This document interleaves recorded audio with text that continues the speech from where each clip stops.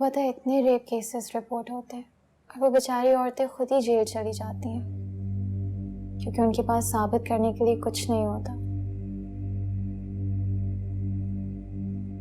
समीरा, क्या सोचा तुमने?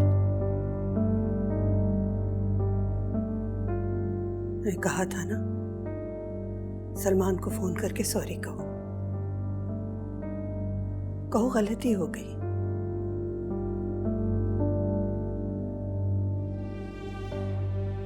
बार बार ऐसे नहीं कहूंगी तुम्हें। हम नहीं चाहते सलमान से हम बिगाड़े।